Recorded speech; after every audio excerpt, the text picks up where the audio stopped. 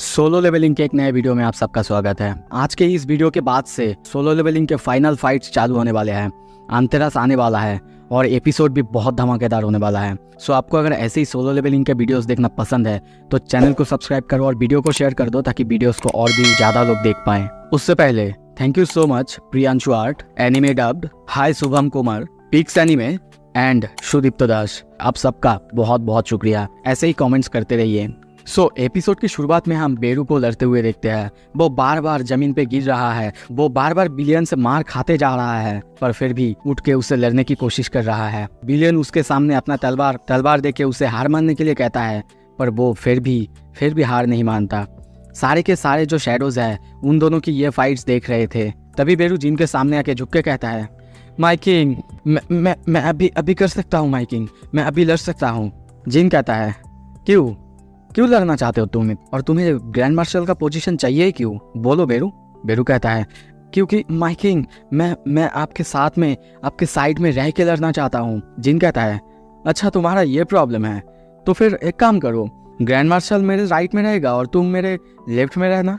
ये सुन के बेरू को बहुत ज़्यादा खुशी मिलता है, वो रोने लगता है, रोते रोते कहता है, माय किंग। जिन कहता है, नहीं बिल्कुल नहीं। और तभी पीछे से इग्रिस आता है और कहता है, माय किंग, मुझे भी एक चांस चाहिए। जिन कहता है, तुम मेरे पीछे रह सकते हो। ये सुनने के बाद सारे के सारे शैडोज जिन की तरफ देखने लगते हैं। वो भी उन सब की तरफ देख के कहता है, क्या तुम सब यहाँ पे क्या कर रहे हो।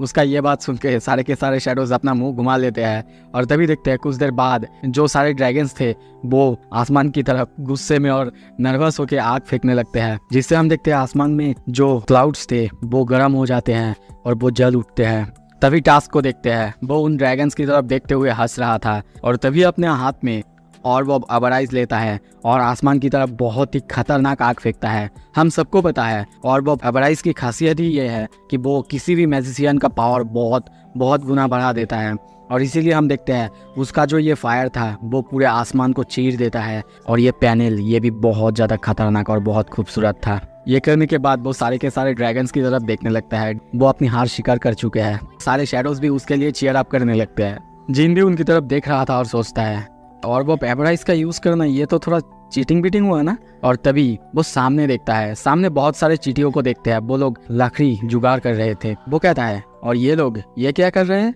तभी बेलियन कहता है, देख के तो ऐसा लग रहा है कि वो कोई छोटे मोटे हाउस बनाने की कोशिश कर रहे हैं माय लॉर्ड, ताकि आप जब यहाँ पे आए कंफर्टेबली रह सके। जिन कहता है, बेरू ने ही नहीं ये करने को कहा है ना। बेलियन तभी कहता है, माय किंग, आपने अपने शैडो सोल्जर्स को अब तक शैडोज के अंदर बुलाया क्यों नहीं। वो कहता है, क्योंकि मैं उन्हें हवा देना चाहता हूँ, मैं चाहता हूँ वो लोग बाहर रहे। कब तक ऐसे ही मेरे शैडोज के डायमेंशनल रिफ्ट के अंदर फंसे रहेंगे। और तभी थोड़ा सा सैड होता है और कहता है, बेलियन, तुम तो अब कभी भी एशबॉर्न को नहीं देख पाओगे, द फॉर्मर शैडो मोनार्क, उसे नहीं देख पाओगे। क्या इससे तुम्हें बुरा नहीं लगता। बेलियन कहता है, क्या आपको पता है माय किंग, मैं उनके साथ तब से लड़ रहा था जब वो पहली बार रूलर्स से लड़ रहे थे। रूलर्स जो कि एब्सोल्यूट विंग को धोखा दे रहे थे और खुद अपने मर्जी से मैं उनका पहला सोल्जर बना जब वो मौत को कंट्रोल करना सीख गए। मैं हमेशा उनके साथ खड़ा था, यहाँ तक कि कभी भी उनके जजमेंट को डाउट नहीं किया माय किंग। जिन कहता है, अच्छा ये तो बहुत अच्छा है, तो फिर क्या तुम मुझे बता सकते हो तुम दोनों की स्टोरी, मतलब बेलियन और एशबॉर्न की स्टोरी क्या है। बेलियन कहता है, हाँ माय किंग, ज़रूर बता सकता हूँ, पर ये बहुत ज़्यादा एक लंबी स्टोरी है। ये तब शुरू हुआ जब मैं सिर्फ एक फ्रूट था जो कि हैंगिंग वर्ल्ड ट्री में झूल रहा था। ये सुन के जिन कहता है, क्या फ्रूट, तुम एक फ्रूट थे। वो कहता है, हाँ माय किंग, सिर्फ मैं ही नहीं, ऑल हेवनली सोल्जर्स सभी उसी ट्री से पैदा हुए हैं। ये ट्री ऐसा नॉर्मल कोई ट्री जैसा नहीं, इतना ज़्यादा बड़ा है कि वो अपने ब्रांचेस से पूरे आसमान तक को ढक सकता है। सीन शिफ्ट होता है, तभी जिन के घर में देखते हैं। वो मन में सोच रहा है, रियल वॉर अब शुरू हो रहा है, 8 आर्मीज जो कि आ रहे हैं और वो लोग कभी भी आ सकते हैं, पर मैं किसी को प्रॉमिस नहीं कर सकता कि सब लोग सेफ रहेंगे। यहाँ तक कि मैं ये भी प्रॉमिस नहीं कर सकता ये पूरी दुनिया बिल्कुल नहीं बदलेगा। मैंने ड्रैगन किंग की स्ट्रेंथ को देखा है एशबॉर्न की मेमोरीज के अंदर, और उसे देखने के बाद आई एम श्योर कि ड्रैगन किंग अपने सामने आने वाले किसी भी चीज़ को पूरी तरह से जलाकर खाक कर सकते हैं। और तभी देखते हैं वो अपने फैमिली यानी मॉम और जिन्हा के लिए खाना बनाता है। उसकी मॉम वो खा के कहती है, वाह मुझे पता नहीं था वो खाना भी बना सकता है और वो भी इतना ज़्यादा टेस्टी। जिन्हा भी पूछती है, कैसे बना है मॉम, वो बोलिए ना। पर जिन खाना तो बना रहा है पर उसके मन में यही सारे बातें चल रहा है। और तभी उसके पीछे से उसकी मॉम कहती है, जिनबू कुछ चल रहा है तुम्हारे अंदर। वो कहता है, क्या मतलब है मॉम। वो कहती है, तुम्हें पता है तुम्हारा पापा वो भी बिल्कुल ऐसे ही करते थे जब उनको कोई मिशन पर जाना होता था, वो भी बहुत ज़्यादा डेंजरस। पर जिन माना कर देता है और कहता है, नहीं ऐसा तो कुछ नहीं है मॉम। तभी जिन बाहर की तरफ जाने लगता है और कहता है, होल्ड ऑन, मुझे लगता है कि हमें देखने के लिए कोई आया है। जिन्हा कहती है, क्या, पर मुझे तो डोरबेल की रिंग सुना ही नहीं दिया। जिन दरवाज़ा खुलता है और उसके सामने जिनों के फादर को देखता है। वो कहता है, मिस्टर संग माफ़ करना, बिना बताए आ गया, क्या मैं थोड़े वक्त के लिए तुमसे बात कर सकता हूँ। सीन शिफ्ट होता है, हम उन दोनों को बाहर देखते हैं। वो कहता है, पहले तो मुझे लगा था मैं इटरनल स्लम्बर से जाग गया, ऐसे ही नॉर्मल, क्योंकि मैं स्पेशल था। पर कुछ वक्त बाद मुझे रियलाइज़ हुआ ऐसा कोई मिरेकल नहीं जो कि ऐसे ही हो जाए। और मुझे पता है मैं और तुम्हारी माँ दोनों ही इटरनल स्लम्बर से जाग चुके हैं। तो अब मैं जानता हूँ, अब मैं समझता हूँ कि मेरी मदद तुमने ही की है। सो मुझे बताओ मुझे तुमने मदद क्यों की संग जिनबू। जीन आगे जाते हुए कहता है, क्योंकि आप मुझे ट्रस्टवर्दी लगे, आप पर मैं विश्वास कर सकता था। और आपको क्या लगता है अगर आप कोई ऐसे लोग होते जो कि ये सब पाने के लिए कुछ भी करते तो फिर मैं कभी भी आपको नहीं बचाता।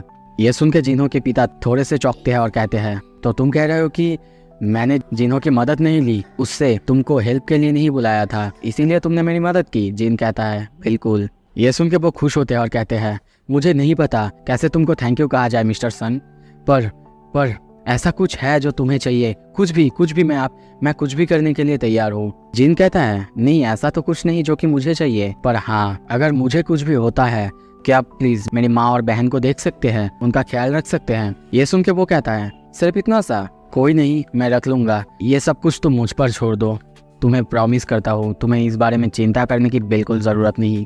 सीन शिफ्ट होता है, हम मिस्टर बू को देखते हैं, उसी कोलोसल गेट के बारे में बता रहे हैं जो कि शंघाई में यानी चाइना में अपेयर हुआ है। वो कहते हैं, मिस्टर सन क्या ये हो सकता है कि ये आपका, पर तभी जिन कहता है, नहीं ये मेरा नहीं है, ये हमारे एनिमीज है। सामने आते हुए कहता है, क्या तुम उस पर ट्रस्ट करते हो मिस्टर बू।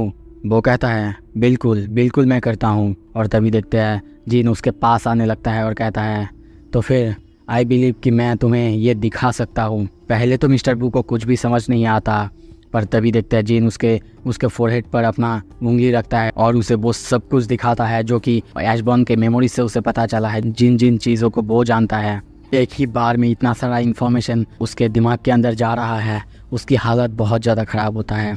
सारे ट्रांसमिशन ख़त्म होने के बाद मिस्टर बू की हालत बहुत ज़्यादा ख़राब दिखते हैं। वो चीखने लगता है, डर जाता है और चीखते हुए कहता है, इम्पॉसिबल, पर कैसे मुझे हमेशा लगता था गॉड्स ने, भगवान ने कुछ स्पेशल ह्यूमंस को पावर दिए हैं ह्यूमैनिटी को बचाने के लिए, पर इसीलिए हमेशा मैं बिलीव करता था कि हंटर्स का ड्यूटी है कि वो ह्यूमैनिटी को सर्व करे, लोगों को बचाए। पर अगर जो तुमने मुझे दिखाया ये सच है, इसका मतलब कि अब तक मैं जो जानता था वो सब एक मिस्टेक था, वो सब गलत है। और तभी सोचने लगता है, हंटर्स नहीं था, अवेकन बीइंग्स वो ही होंगे जो रियल सर्वाइवर्स होंगे इस पूरे वार के बाद। इसका मतलब ये और कुछ नहीं, बस उन्हें ट्रेन करने का प्रोसेस है। ये तो ह्यूमन और मोनाक्स के बीच का कोई वार नहीं है, ये तो मोनाक्स और रूलर्स के बीच का शोडाउन है। तभी जिन की तरफ देखते हुए कहता है, क्या तुम्हारे पास कोई प्लान है उनसे लड़ने का, या फिर अभी तुम अकेला ही लड़ना चाहते हो। जिन कहता है, हाँ मैं अकेला ही लड़ूंगा। मिस्टर बू की हालत बहुत ज़्यादा ख़राब है। वो कहते हैं, इन दैट केस बोलो हम कैसे तुम्हारी मदद कर सकते हैं। सीन शिफ्ट होता है, एक पार्टी ऑर्गेनाइज किया गया है। मिस्टर बू को देखते हैं, वो चारों तरफ देख रहा था, पर उसको बुरी हालत में देख के उसका जो गार्ड था या फिर असिस्टेंट है वो कहता है, मिस्टर बू आपकी हालत बहुत ज़्यादा ख़राब है, आपका चेहरा बहुत ज़्यादा पीला पड़ चुका है, क्या कुछ हुआ है।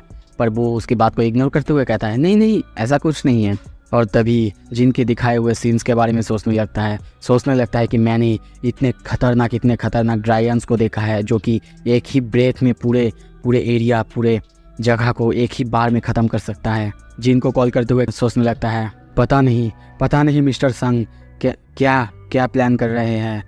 जिन जब कॉल उठाता है और कहता है, हेलो मिस्टर संग, मैं बोल रहा हूँ, सब लोग यहाँ पे आ चुके हैं, आप कहाँ हैं? तभी उसके पीछे जिन अपीयर होता है और कहता है, मैं ऑलरेडी यहाँ पे आ चुका हूँ। वो थोड़ा सा स्माइल करता है और कहता है, आई सपोज कि मुझे आपसे ये कभी नहीं पूछना चाहिए कि आप कहाँ हैं, है ना? और तभी वो दोनों मिलके चारों तरफ सबकी तरफ देखने लगते हैं और वो कहता है, सब लोगों की दिमाग पूरी तरह से खिसक जाएगा जब उन्हें सच्चाई के बारे में पता चलेगा। इनफैक्ट हो सकता है कुछ देश तो इस बात को, इस केओस को हैंडल तक ना कर पाए। जिन कहता है, हाँ मैं जानता हूँ, और मन में सोचता है, आज पूरी दुनिया को सच्चाई के बारे में पता चलेगा। सीन शिफ्ट होता है, मिस्टर ब्रेनन को देखते हैं, वो माइक पकड़ा हुआ है और कहता है, क्या एक गैदरिंग? तभी हम वही मीटिंग हॉल में देखते हैं। वो सोचता है, presidents, prime minister, guild masters, यहाँ तक कि chairman of the hunters association, शायद सारे लोगों को ये प्रेशर फील हो रहा है क्योंकि उनके सामने है संग जिनबू अब मंच पर आ चुका है। सभी सोचने लगते हैं, ये ठीक होगा अगर इस बार भी सब कुछ अच्छे से जाए जैसे कि पिछले बार गया था। और तभी जिन को देखते हैं, वो बहुत ज़्यादा सीरियस है और कहता है, इस बार बहुत मुश्किल समय आने वाला है। ये कोई ऐसा फाइट नहीं होने वाला जो कि किसी के द्वारा इग्नोर किया जाए। वो आपके सामने आएंगे, अपीयर होंगे और पूरे जगह को, सब कुछ को पूरी तरह से तबाह करते हुए चले जाएंगे। ये सुन के एक आदमी को देखते हैं, कहता है, क्या कह रहे हो तुम? क्या तुम्हें कुछ समझ में आ भी रहा है? तुम्हें क्या लगता है तुम जो बोलोगे हम लोगों को हम लोग मान लेंगे? सिंपली नेशनल लेवल हंटर्स, वो लोग तो उन्हें रोक सकते हैं, है ना? पर जिन तभी ये सुन के कहता है, जिन सारे दुश्मनों की बात मैं कर रहा हूँ, हंड्रेड्स ऑफ बीस्ट जो कि कामिस से भी स्ट्रॉन्ग होने वाले हैं। शायद आपको याद होगा वही ड्रैगन जो कि अकेला आया था और अब तक उसके जैसा डिजास्टर शायद ही किसी ने किया है। पर जिन सारे बीस्ट की बात मैं कर रहा हूँ वो उससे भी कई गुना ज़्यादा पावरफुल है। आपकी बात सही है, पर नहीं, नेशनल लेवल हंटर्स भी उन्हें हरा नहीं सकते। ये सुन के सारे लोग बहुत ज़्यादा चौंकते हैं, हैरान होते हैं और बस कोई मानना नहीं चाहता। सभी कहते हैं, दिखाओ, हमें कुछ प्रूफ दिखाओ। जब तक तुम कोई प्रूफ नहीं दिखाओगे तब तक हम बिलीव नहीं करेंगे संग जिनबू। जिन कहता है, और क्या तुम्हें पता भी है तुम क्या कह रहे हो? काबिज जैसा स्ट्रॉन्ग बीस्ट हमारे यहाँ पे आएंगे? क्या पागल हो चुके हो तुम? जिन जानता है अब उसके पास कोई रास्ता नहीं और तभी देखते हैं वो अपना हाथ उठाता है और तभी अपने पीछे कई सारे डंजन गेट्स को अपीयर कराता है। ये देख के वो सारे लोग बहुत ज़्यादा चौंक जाते हैं। उनके मन में बस यही सवाल है, कैसे ये पॉसिबल हो सकता है? बहुत सारे गेट्स है ना, क्या संग जिनबू अब गेट्स को भी क्रिएट कर सकता है? और एक नहीं, दो नहीं, कई सारे गेट्स को। जिन कहता है, जिन सारे एनिमीज की बात मैं कर रहा हूँ वो भी मेरी तरह गेट्स को अपीयर करा सकते हैं, गेट्स को ओपन कर सकते हैं जब वो चाहे। पर उन्हें आने में वक्त लग रहा है क्योंकि उसका आर्मी बहुत ज़्यादा बड़ी है। और एक बंदा भड़क जाता है और चिल्ला के कहता है, पर मिस्टर संग, हम कैसे श्योर हो कि वो दूसरे साइड में है? और ये कैसे मान ले कि जो बीस्ट है वो तुम्हारे कोई समन बीस्ट नहीं है जो तुम हमें मारने के लिए बेच रहे हो? दूसरा बंदा कहता है, अच्छा चलो मान लेते हैं तुम्हारी बात कि आने वाला है ऐसे बीस्ट जो कि बहुत ज़्यादा ताकतवर होंगे, पर फिर हमारे पास क्या रास्ता है? इस प्रॉब्लम का सलूशन क्या है? जिन थोड़ी देर चुप रहता है और कहता है, सबको भाग जाना चाहिए। जितने दूर हो सके उन सारे गेट से भाग जाओ। जिनका ये वार्निंग पूरे दुनिया में बिजली की तरह फैल जाता है। सारे लोगों को, पूरे दुनिया को जब ये पता चलता है जो बीस्ट इन सारे गेट से आने वाले हैं उसको शायद ह्यूमैनिटी सरवाइव ना कर पाए, हैंडल ना कर पाए, तो सारे के सारे लोग डर चुके हैं और बस डिनाइल में जी रहे हैं कि नहीं, ऐसा कभी पॉसिबल ही नहीं हो सकता। सीन शिफ्ट होता है, तभी उसी आइलैंड में देखते हैं जहाँ पे जिन अपने शैडोज़ के साथ आया है। वहाँ पे हम एक अजीब से महल को देखते हैं जो कि लकड़ी से बनाया हुआ है। ये महल बहुत ज़्यादा बड़ी थी। जिन तभी सामने देखते हुए कहता है, बेरू यहाँ पे आओ और ज़मीन पे अपना सर मरो। बेरू उसके ये कहते ही ज़मीन पे सर दे देता है। जिन कहता है, तुमने कहा था मेरे लिए छोटा सा घर बनाओगे, और ना ये छोटा घर है और ना इसे एक हाउस कहा जा सकता है। बेरू कहता है, पर माय किंग, मुझे लगा था कि आपके लिए छोटा सा तो घर बनाया जा ही सकता है। एटलीस्ट इतना तो हम लोग कर ही सकते हैं। जिन तभी महल के ऊपर एक फ्लैग को देखते हुए कहता है, महल के ऊपर ये फ्लैग है, ये किसका आइडिया है? ये भी जरूर तुमने ही लगाया होगा। पर तभी जब पीछे देखता है, बेलियन को देखते हैं, बेलियन भी आके वहीं पे सर जमीन पे मारता है और जिन कहता है, तो ये तुम्हारा आइडिया था? और तभी थोड़ा सा सीरियस होता है और कहता है, बेलियन मुझे ये बताओ, सारे शैडोज का क्या होगा? अगर कभी भी मैं मर जाऊँ तो मेरे बाद तो तुम ही हो, तुम ही तो सारे के सारे शैडोज को संभालोगे, है ना? बेलियन कहता है, नहीं माय किंग, हमारी जिंदगी आपके ऊपर निर्भर करता है। अगर आप नहीं रहेंगे तो हम लोग नथिंगनेस की दुनिया में वापस चले जाएंगे। ये सुनकर जिन सोचता है, क्या the greatest strength of the shadow army, ये उनकी लॉयल्टी है। वो अपने मास्टर्स की वजह से जान भी दे सकते हैं, पर ये तो कुछ ऐसा है जैसे कि एक ही कॉइन का दूसरा हिस्सा भी है और एनिमी शायद इसका फायदा उठाने की कोशिश जरूर करेगा। तभी पीछे से इग्रिस आता है और कहता है, माय किंग, हम लोग उनके आर्मी के सामने टिक भी नहीं पाएंगे। बेलियन कहता है, मैं एक्सपेक्ट कर रहा हूँ कि उन लोगों का जो आर्मी का नंबर होगा वो हमारे से 100 गुना ज़्यादा होगा माय किंग। ये सुन के जिन और ज़्यादा सीरियस होता है और थोड़ा सा चिंता में पड़ जाता है और सोचने लगता है, तो लगभग उसके आर्मी में 10 मिलियन सोल्जर्स होंगे। सीन शिफ्ट होता है दूसरे जगह में। हम एक कनाडियन एस रैंक हंटर जाय मिल्स को देखते हैं। वो जिन की बात मानने को तैयार ही नहीं। जिन सबको कैसे कह सकता है जितना दूर हो सके उतना दूर भाग जाओ? क्या वो अकेला ही सारे गेट्स का खजाना लेना चाहता है? और यही सारे बातें मिस्टर बू जिन को दिखा रहा था और दिखा के कहने लगता है, संग जिनबू, ये जो हंटर आप देख रहे हैं कनाडा का हंटर है और ये एक बहुत ही पावरफुल हंटर है। और सिर्फ यही नहीं, जो देश थोड़ा सा ताकतवर है उनके पास थोड़े से ताकतवर हंटर्स है, जैसे कि इंडिया, वो भी अपना वार खुद लड़ने की तैयारी कर रहे हैं। तो मिस्टर संग, आप क्या करने वाले हैं? वो कहता है, फॉर स्टार्टर्स अभी तो मैं चाइना जाऊंगा। और मन में सोचने लगता है, ये मेरे लिए भी इम्पॉसिबल होगा कि मैं 8 के 8 जगह पर एक साथ अवेलेबल रहूं। पर अगर कोरिया के सबसे ज़्यादा क्लोजेस्ट जो कि चाइना है उसके गेट को सबसे पहले ठिकाने लगा दूं तो फिर मेरी फैमिली को कोई तकलीफ नहीं होगा। बाकी मोनाक्स के साथ मैं बाद में लड़ लूँगा, उनको संभाल लूँगा और मैं जितना देर लगाऊंगा, जितना दिन लगेंगे उतना ही मेरे लिए फ़ायदा है और मेरी जीतने की चांसेस ज़्यादा होंगे। सीन शिफ्ट होता है कुछ देर बाद। हम उसे चाइना में उतरते हुए देखते हैं। लिऊ जिगन उसके स्वागत में आया है और तभी कुछ देर जाने के बाद सामने की तरफ देखता है और उसके सामने था वही कोलोसल गेट। जिन कहता है, तुम इसे एयरपोर्ट से भी देख सकते हो? वो कहता है, हाँ, और ये कोलोसल गेट रिसेंटली अपीयर हुआ है। और तभी सामने दिखाते हुए कहता है, ये रहा। और सामने बहुत सारे हंटर्स को देखते हैं। वो कहता है, 100,000 ऑफ चाइना स्ट्रॉन्गेस्ट हंटर्स। ये देख के जिन तक पूरी तरह से हैरान होता है और सोचने लगता है, क्या 100,000 इतने सारे लोगों के साथ, इतने सारे आर्मी के साथ शायद जीतने की थोड़ा सा आशा बचता है। लिऊ जिगन कहता है, अगर तुम्हें लग रहा है कि ये जो इतने सारे हंटर्स हैं इनकी नंबर्स ही ज़्यादा है और वो लोग कमज़ोर है, ऐसा बिल्कुल नहीं। ये लोग सारे के सारे एलिट लेवल का हंटर्स है जो कि हाईली स्किल्ड है। तभी गेट क्रैक होने लगता है, यानी डंजन गेट ओपन होने लगता है। और जिन भी ये देख के कहता है, आ जाओ। और उसके बुलाते ही बहुत सारे शैडोज, उसके पास जितने सारे शैडोज थे सभी वहाँ पे आ जाते हैं। लिऊ जिगन ये देख के, उनका प्रेजेंस देख के बहुत ज़्यादा घबराते हैं, बहुत ज़्यादा हैरान होते हैं, घबरा जाता है और सोचने लगता है, क्या ये तो कुछ अलग ही लेवल का है। और तभी जिन की तरफ देखते हुए कहता है, क्या ये तुम्हारे बीच है मिस्टर संग? पर तभी उसके पीछे बेरू आता है और कहता है, हाउ डेयर यू, हट जाओ मेरी जगह से। किंग के लेफ्ट साइड में मुझे खड़ा होने की परमिशन है। जिन तभी कहता है, रिलैक्स, वो हमारी साइड में है। लिऊ जिगन ये देख के बहुत ज़्यादा चौंकता है और कहता है, क्या तुम उनके साथ कम्युनिकेट भी कर सकते हो? और तभी गेट ओपन होने लगता है। जिन ऊपर देखते हुए कहता है, तो अब सब कुछ शुरू होता है। बेलियन कहता है, हाउ स्ट्रेंज, मैं किसी की प्रेजेंस महसूस नहीं कर पा रहा हूँ। जिन कहता है, क्या मतलब है तुम्हारा? क्या इसका मतलब बाकी गेट्स, उनकी हालत क्या है? बेलियन कहता है, जैसा कि मैं समझ पा रहा हूँ बाकी हालत भी एक ही है। जिन तभी सोचता है, क्या इसका मतलब सारे के सारे गेट्स एम्प्टी है? तभी पूरे पृथ्वी को दिखाया जाता है, सभी गेट्स खुले हुए हैं पर बाहर से कोई भी बीस्ट बाहर नहीं आए हैं। जिन तभी पीछे देखते हुए सीरियस होते हुए कहता है, क्या मैं गलत था? मुझे लगा था कि मोनाक्स अलग अलग हो जाएंगे, अपने आर्मीज को डिवाइड करेंगे और पूरे दुनिया में एक साथ हमला करेंगे, पर नहीं। सीन शिफ्ट होता है, तभी हम कनाडा में देखते हैं। जिन सोचता है, शायद उन्होंने अपने फोर्सेस को मुझसे जितना दूर हो सके उतना दूर रखा है कनाडा में एक कनाडियन हंटर को देखते हैं। वो गेट के सामने खड़ा हुआ है और कहता है दुनिया के सारे लोग जिनबू के ऊपर ही इतना ज़्यादा भरोसा क्यों कर रहे हैं।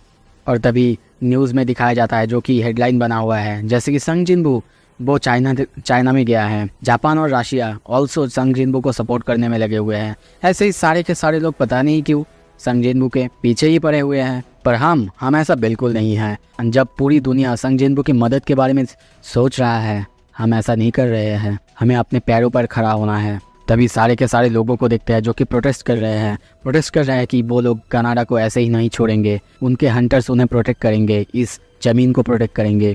और तभी देखते हैं गेट ओपन होता है। हंटर्स ये देख के तैयार हो रहे हैं लड़ने के लिए, पर गेट की तरफ देख के सारे के सारे लोग बहुत ज़्यादा हैरान हैं, क्योंकि गेट से कुछ भी बाहर नहीं आता। और ये देख के सारे लोग कहने लगते हैं, क्या संग जिनबू बेकार में ही बकबक कर रहा था, गेट से तो कोई नहीं आया।